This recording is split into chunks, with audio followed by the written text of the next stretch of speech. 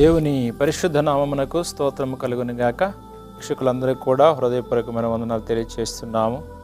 మనము పరిశుద్ధ గ్రంథము నుండి స్త్రీల భాగాన్ని మనము ధ్యానం చేసుకునిచూ ఉన్నాము. ఈరోజు ప్రాణాలకు తెగించి కాపాడిన ఈ స్త్రీ ఎలా కాపాడింది, ఎవరిని కాపాడింది, ఆమె విశ్వాస జీవితంలో ఏమేమి చేసిందో కొన్ని విషయాలు మనము ధ్యానం చేసుకుందాం, ప్రార్థన చేసుకుందాం. మహాపరిశుద్ధుడా, ప్రేమ నమ్మకం కలిగిన మా తండ్రి, మీకు స్తోత్రములు. మీ కృప చొప్పున ఈ దినమందును ప్రభువా మీ పరిశుద్ధ గ్రంథము ద్వారా ఎస్తేరుని బట్టి మేము ధ్యానం చేసుకుని పోతున్నాం.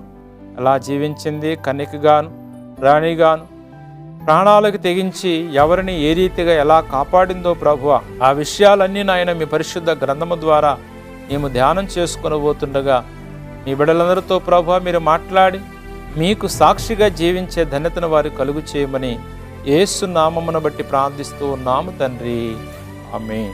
దేవుని పరిశుద్ధ గ్రంథములో ఎస్తేరు అనగా నక్షత్రము. ఎస్తేరుని మాటకు నక్షత్రము. ఈమె తండ్రి పేరు అబీహయీలు, తల్లి పేరు వ్రాయబడలేదు. ఈమెకు హదస్సా అను మరొక పేరు కూడా కలదు. హదస్సా అనగా పరిమళగల చెట్టు. హదస్సా అనగా పరిమళగల చెట్టు అని అర్థం. తన చిన్న వయసులోనే తల్లిదండ్రులు మరణించినందువలన తల్లిదండ్రుల ప్రేమ, ఆప్యాయత, అనురాగాలకు దూరమైంది. తల్లిదండ్రులు మరణించుట చేత తన పిన్న తండ్రి అయిన మొర్దుకై ఈమెను కుమార్తెగా స్వీకరించాడు. ఈమెను కుమార్తెగా స్వీకరించి ఆమెను పెంచి పెద్ద చేసి ఉన్నాడు. పెంచి పెద్ద చేసిన మొర్దుకైకి ఎలా మేలు చేసి మరణము నుంచి కాపాడగలిగిందో ఈరోజు ఎస్తేరు గ్రంథము ద్వారా ఎస్తేరు యొక్క విధానాన్ని మనము జ్ఞాపకం చేసుకుందాం. పరిశుద్ధ గ్రంథము నుండి ఎస్తేరు గ్రంథము 2వ అధ్యాయము 7వ వచనాన్ని మనం జ్ఞాపకం చేసుకున్నట్లయితే ఇక్కడ ఆమె గురించి కొంత వివరణ అనేది మనకి తెలియచేయబడుతుంది. కాబట్టి ఇక్కడ ఈమె తల్లిదండ్రుల చిన్నతనములోనే చనిపోయి ఈ తల్లిదండ్రుల యొక్క ప్రేమ అనురాగానికి నోచుకొని స్థితిలో కూడా మొర్దుకై ద్వారా పెంచబడిందని మనము నేర్చుకొనుచూ ఉన్నాం. ఇక్కడ ఆడంబరాలను కోరుకోనటువంటి ఈమె ఎస్తేరు. 2వ అధ్యాయం 15వ వచనం మనం జ్ఞాపకం చేసుకున్నట్లయితే మొర్దుకై తన కుమార్తెగా స్వీకరించుకొనిన తన పినతండ్రి అయిన అబీహయాలు కుమార్తెకు ఎస్తేరు రాజునొద్దకు వెలుటకు వంతు వచ్చినప్పుడు స్త్రీలను కాయు రాజు యొక్క షణుడైన హేగే నిర్ణయించిన అలంకారము కాక ఆమె మరి ఏమీ కోరలేదు. ఎస్తేరును చూసిన వారందరికీ ఆమె యందు ఇష్టము, దయ పుట్టెను. కాబట్టి ఇక్కడ ఆడంబరమైన అలంకారణకు కోరుకోనటువంటి స్త్రీ ఎస్తేరు బాహ్యమైన పరిశీలించి అందమైన రూపము, సుందరమైన ముఖము గలదై రాజైన ఆశ్వరేషు రాణిగా ఉండటానికి ఒక కన్యకను ఎన్నుకొని నిమిత్తము కొందరు స్త్రీలను ఏర్పరిచి వారిని సిద్ధపరిచి వారిలో ఎస్తేరు ఉండింది. రాజునొద్దకు పోవు కాలమున అలంకరించుకున్నట్టు కావలసిన అలంకారములన్నీ ఉన్న ఎస్తేరు హేగే నిర్ణయించిన అలంకారము కాక ఆడంబరమైన అలంకారను కోరుకోలేదు. నేటి క్రైస్తవ స్త్రీలు అసభ్యకరమైన, అసహ్యమైన వస్త్రధారణలతో, ఆభరణములతో తమ్మును తాము అలంకరించుకుంటూ తమ్మును తామే పాడు చేసుకుంటూ ఉన్నారు. కానీ ఎస్తేరు ఎన్నో ఆభరణాలున్నా వాటిని కోరలేదు. అందుకే రాజు దయను ఈమె పొందుకుంది. చూడండి, ఎస్తేరులో ఎన్ని మంచి గుణ లక్షణాలు ఉన్నాయి. అక్కడ ధరించుకోవడానికి ఆభరణాలు లేక కాదు, అన్నీ ఉన్నాయి, విలువైన ఆభరణాలు ఉన్నాయి. కానీ ఆమె వాటన్నిటిని కూడా తిరస్కరించింది. ఆమె మంచి రూపము కలిగినది, చక్కని అందము కలిగినది. ఇంకా నేను ఇవన్నీ పెట్టుకుంటే నాకు అందం వస్తుంది అనుకుంది, కానీ అనుకోలేదు. కానీ ఆమె దేవుడు యందు విశ్వాసము కలిగినటువంటి ఈ స్త్రీ, దేవుని కృప ద్వారా పెంచబడినటువంటి ఈ కుమార్తె, దేవుని యొక్క మార్గములో పెంచబడినటువంటి ఈ కుమార్తె ఎంత సౌమ్యమైన విధానంలో ఉందో జ్ఞాపకం చేసుకోవాలండి. ఎందుకంటే మిగుల వెలగల వస్త్రములతోనైనను కాక నీవు సాధువైనట్టుయు మృదువైనట్టుయో నీవు తగిన రీతిగానే ఉండాలి. నీ యొక్క వ్యక్తిగత జీవితంలో ఇక్కడ ఈమె ఒక కన్యకగా ఉంది, కుమార్తెగా ఉంది. ఈమె అలంకారం ఎలా ఉంది? సాధువైనట్టు మృదువైనట్టు మంచి నమ్మకం కలిగినటువంటి కుమార్తెగా ఉంది. అందుకనే యవనస్తుల బలమంట వారికి అలంకారము. నీ బలమే నీకు అలంకారం, నీ రూపమే నీకు అలంకారం. ఇంకొకటి పెట్టుకోవటము ద్వారా, ధరించుకోవటము ద్వారా నీకు వచ్చేది ఏమి లేదు. కానీ నీ యవన కాలము బలమే నీకు అలంకారం. కాబట్టి ఈమె దేవుని యందు విశ్వాసము కలిగి ఉన్నటువంటి స్త్రీ కాబట్టి వాటన్నిటిని కూడా తిరస్కరించింది. ఈమె తిరస్కరించింది కాబట్టే అందరికి కూడా ఈమంటే ఇష్టమవుతుంది. ఈమె తిరస్కరించింది కాబట్టే అందరి దయ ఈమె మీద ఉందంట. 2వ అధ్యాయము 17-18 వచ్చిన మనకు జ్ఞాపకం చేసుకుందాం. స్త్రీలందరికంటేను రాజు ఎస్తేరును ప్రేమించెను. కన్యకలందరికంటే ఆమె అతని వలన దయా దాక్షిణ్యములు పొందెను. అతడు రాజ్య కిరీటమును ఆమె తల మీద ఉంచి ఆమెను వస్తీకి బదులుగా రాణిగా నియమించెను. అప్పుడు రాజు తన అధిపతులందరికీ సేవకులందరికీ ఎస్తేరు విషయమై గొప్ప విందు చేయించి సంస్థానములు సెలవు దినములు ప్రకటించి రాజు స్థితికి తగినట్లుగా బహుమానములు ఇప్పించెను.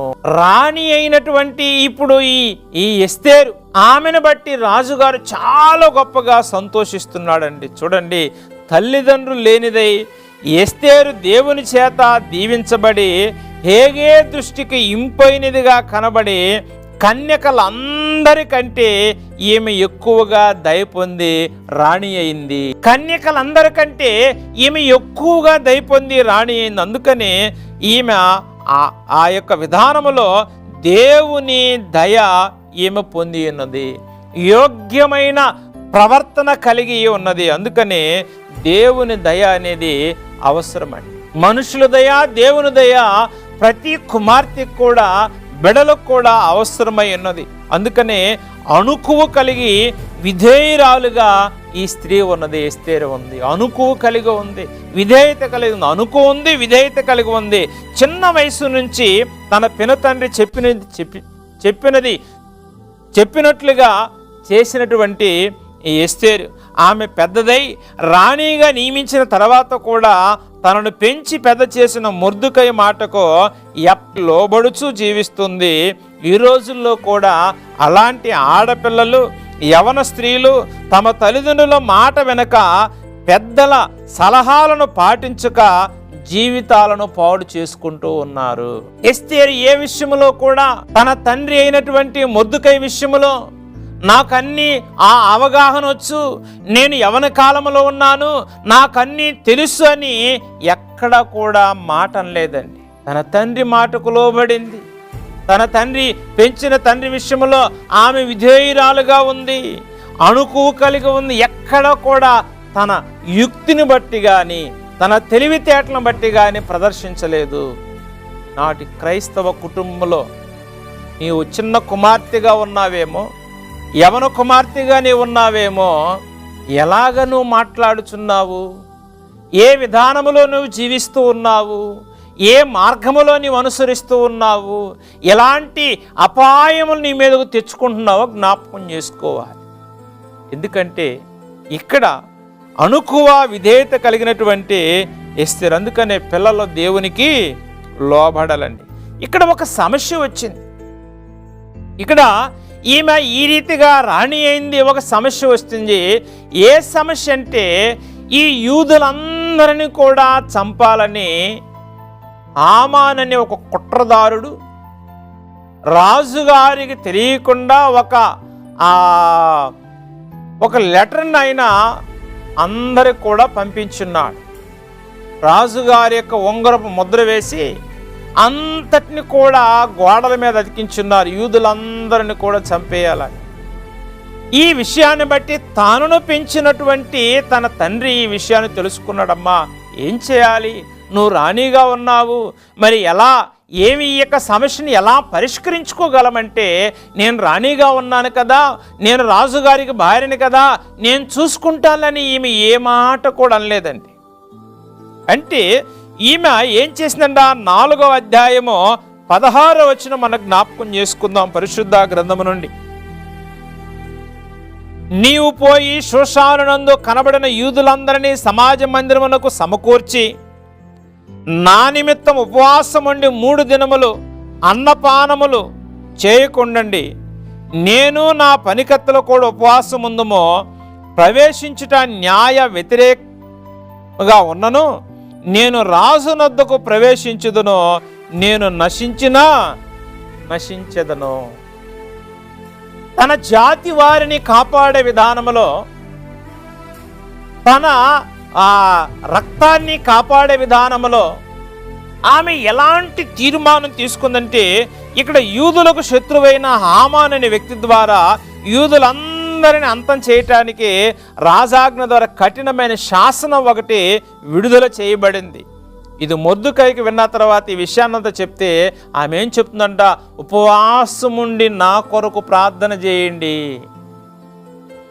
నేను ఈ సమయంలో రాజుగారి దగ్గరికి వెళ్ళకూడదు, ఇది నేను వెళ్ళే సమయం కాదు, అయినప్పటికీ కూడా నేను వెళ్ళటానికి మీరందరూ కూడా ఉపవాసం ఉండి ప్రార్థన చేయండి, నేను నా పనికత్తెలు కూడా ఉపవాసం ఉండి ప్రార్థన చేస్తాం. చూడండి ఎంతగా ఒక సమస్య వచ్చినప్పుడు తనకున్న హోదాని కానీ, తనకున్న శక్తి సామర్థ్యాలు కానీ, తనకున్న బలాన్ని బట్టి కానీ, తనకున్న రాణిగా ఉన్నటువంటి ఆ ఆలోచన బట్టి కానీ ఏది ఉపయోగించలేదు. కానీ దేవుని వాక్యం చేత పెంచబడినటువంటి ఎస్తేరు దేవుని సహాయాన్ని పొందుకుంటూ ఉంది. ప్రజలను రక్షించుకోవాలంటే దేవుడు తప్ప నాకు ఇంకొక మార్గం లేదు. కాబట్టి నువ్వు ఏ స్థితిలో ఉన్నావు? ఎస్తేరు ఎంత ఉన్నతమైన స్థితిలో ఉంది, ఎంత తగ్గింపు జీవితం కలిగి ఉంది. నీ విశ్వాస జీవితం ఎలా ఉంది? నీ ఆలోచన విధానం ఎలా ఉందో, ఒక స్త్రీగా, ఒక కుమార్తెగా, ఒక యవనస్తురాలుగా నువ్వు ఏ రీతిగా ఉన్నావో కూడా జ్ఞాపకం చేసుకోవాలి. ఎందుకంటే ఉపవాస ప్రార్థన వలన అసాధ్యమైన కార్యాలు కూడా సాధ్యమవుతాయి. ఉపవాస ప్రార్థన ద్వారా అసాధ్యమైన కార్యాలు కూడా సాధ్యమవుతాయి. ఉపవాసం ఉండి కన్నీరు విడవండి. ఇక్కడ అనేక మంది భక్తులు ఉపవాసం ఉండి ప్రార్థన చేసి వారి సమస్యను పరిష్కరించుకున్న వారు బైబిల్లో ఉన్నారు. కాబట్టి ప్రియమైన దేవుని బిడ్డలారా, నీకు సమస్య వచ్చినప్పుడు తన జాతి వారిని, తన కుటుంబం వారిని కాపాడుకోవడానికి ఇక్కడ దేవుని యొక్క సహాయమును ఈమె పొందుకుంటూ ఉంది. అందుకని ఈ దైవ సహాయముతో కీడును జయించినటువంటి ఈ ఎస్తేరు రాణిగా నియమించబడింది, అణుకు విధేయత కలిగింది, ఉపవాసం ఉంచి ప్రార్థన చేసింది, దేవుని సహాయంతో కీడును జయించినటువంటి ఎస్తేరుని బైబిల్ మనకు తెలియచేస్తూ ఉన్నారు. 8వ అధ్యాయం 3వ వచనం నుంచి మనకు జ్ఞాపకం చేసుకున్నట్లయితే, మరి ఎస్తేరు రాజు ఎదుట మనవి చేసుకొనిన అతని పాదముల మీద పడి అగాగీయుడైన హామాను చేసిన కీడును, అతడు యూదులకు విరోధముగా తలంచిన యోచనను వ్యర్థపరచుడని కన్నీళ్లతో అతనిని వేడుకొనగా, రాజు బంగారు దండమును ఎస్తేరు తట్టు చాపెను. ఎస్తేరు లేచి రాజు ఎదుట నిలిచి, రాజువైన తమకి సమ్మతి అయినలా తమ దృష్టికి నేను దయ పొందిన దాననైనను, రాజువైన తమ ఎదుట ఈ సంగతి యుక్తముగా తోచినడలా తమ దృష్టికి నేను ఇంపైన దాననైనడలా, రాజువైన తమ సకల సంస్థానములో నుండి యూదులను నాశనము చేయవలనని హమ్మోదాత కుమారుడైన అగాగీయుడైన హామాను వ్రాయించిన తాకీదు చొప్పున జరగకుండానట్లు వాటిని రద్దు చేయుటకు ఆజ్ఞ ఇయ్యండి. ఎన్ని విషయాలు చెప్తుందండి, ఎంత విషయాలు రాజుగారికి అర్థమయ్యే రీతిలో చెప్తుంది. కాబట్టి ప్రార్థన చేసిన తర్వాత, ఉపవాసం ఉండి ప్రార్థన చేసిన తర్వాత ఆ మాటలు చెప్పే విధానంలో ఎంత అనుకువ కలిగి రాజుగారు ఆ యొక్క హామాను చేసిన కుట్రను తెలుసుకునేలాగుండా ఎంత చక్కగా వివరిస్తుందండి. అంతా ఎక్కడి నుంచి ఆమెకు వచ్చింది? దేవుని యొక్క సహాయం ద్వారా వచ్చింది. ఉపవాసం ఉండి ప్రార్థన చేయటం ద్వారా వచ్చింది. అందుకనే తన వారిని రక్షించుకోవడానికి ఎస్తేరు దేవుని సహాయాన్ని పొందుకుంది. అందుకని తన ప్రజలను రక్షించడానికి మరణానికి సిద్ధమైనటువంటి విధానంలో ఉన్నప్పటికీ కూడా ఆమె అంటుంది, నేను మరణించినప్పటికీ కూడా నేను మాత్రము, ఆమె ధైర్యము కలిగి ఉంది, ధైర్యశాలి. ఆమె ఎస్తేరు ధైర్యశాలిగా ఉంది, త్యాగంగా ఉంది. దుష్టుడైన హామాను తన ఇంటి దగ్గర 50 మూరల ఉరికొయ్య చేయించి దాని మీద మొర్దుకైను ఉరి తీయాలని అనుకున్నాడు. కానీ ఇక్కడ రాణి ఎస్తేరు విజ్ఞాపన చేసిన తర్వాత ఆ సిద్ధపరిచిన ఉరికొయ్య మీదనే హామానును తన ఇంటి వారందరూ కూడా నశించిపోయిన్నారు. కాబట్టి ప్రియమైన దేవుని బిడ్డలారా, క్రైస్తవ విశ్వాస జీవితంలో ఒక స్త్రీగా, సమాజములో ఒక కుటుంబముగా, ఒక తల్లిగా, ఒక కుమార్తెగా, ఒక యవన స్త్రీగా, ఒక పెద్ద ఉన్నతమైన స్థితిలో నీవు ఉన్నావేమో, నీ సమస్యను నీవే పరిష్కరించుకోవాలి. నీ కుటుంబం మీద ఉన్నటువంటి సమస్యను పరిష్కరించుకోవాలి. అలా పరిష్కరించుకోవడానికి దేవుడు నీకు సమయోచితమైన జ్ఞానాన్ని అందిస్తాడు. నీకు మంచి మాటలను దేవుడిస్తాడు. నీకు మంచి ఆలోచన దేవుడిస్తాడు. ఇది ఎస్తేరుకు దేవుడిచ్చినాడు. కాబట్టి నువ్వేం చేయాలను? మొర్దుకైని ఇక్కడ ఆ రాజ్యానికి ప్రధానమైన మంత్రిగా ఏర్పాటు చేస్తున్నాడు. చూడండి ఎంత ఘనత తన తండ్రికి తీసుకొచ్చింది. అంటే ఇక్కడ దేవుని యొక్క విధానంలో నువ్వు ఉండాలండి. దేవుని యొక్క ఆలోచన విధానంలో నువ్వు ఉండ. నీ కీడు చేసేవారు ఎంతమంది అయినా ఉండొచ్చు, నిన్ను నాశనం చేయాలని చూసేవారు ఎంతమందైనా ఉండొచ్చు, నీ యొక్క ఎదుగుదలను చూడలేనటువంటి వారు ఎంతమంది అయినా ఉండొచ్చు, లేకపోతే ఒక జాతి వారిని, లేకపోతే ఒక కుటుంబ వారిని, వీళ్ళు ఎక్కడ ఎదుగుతారా, వీళ్ళు ఎక్కడ వాళ్ళని మనం క్రిందికి దించివేయాలన్న ఆలోచన కలిగే కుట్రలు అనేక రీతిలుగా నీ మీదకు చేయొచ్చు. వాటన్నిటిని తిప్పికొట్టాలంటే నువ్వేం చేయాలి? దేవునికి ప్రార్థన చేయాలి. అనేకమైన కుట్రలను తిప్పికొట్టడానికి నీకు శారీరకమైన బలము లేకపోయినా, నీకు మంది బలము లేకపోయినా, నీకు నోటి చాతుర్యము లేకపోయినా ఒకే ఒకటి ఉంది, మోకరించి ఉపవాసం ఉండి దేవునికి ప్రార్థన చేయాలి. నీవు మోకరించి దేవునికి ప్రార్థన చేస్తే నీ కుటుంబం మీద కానీ, నీ ఇంటి వారి మీద కానీ ఎన్ని కుట్రలు వచ్చినా, నీ మీదకి ఎన్ని కుట్రలు వచ్చినా నీవు ధైర్యముగా ఎదుర్కొనే జ్ఞానాన్ని, ఆ ధైర్యమును, ఆ ఆదరింపును దేవుడు నీకు ఇవ్వటానికి సిద్ధముగా ఉన్నాడు. కుటుంబములో, సమాజములో నీవు స్త్రీగా నివాసం చేస్తూ ఉన్నావు, దేవుని యందు విశ్వాసము కలిగి ఉన్నావు, నమ్మకం కలిగి ఉన్నావు. సమస్యను బట్టి ఎప్పుడు కూడా నువ్వు కృంగిపోవద్దు. సమస్యను బట్టి ఎప్పుడు కూడా నువ్వు భయపడవద్దు. సమస్యను బట్టి ఎప్పుడు కూడా నీవు నిరాశపడవద్దు. ధైర్యం కలిగి ప్రభువు మీద విశ్వాసం ఉంచి, నమ్మకం ఉంచి ప్రార్థన చేయి.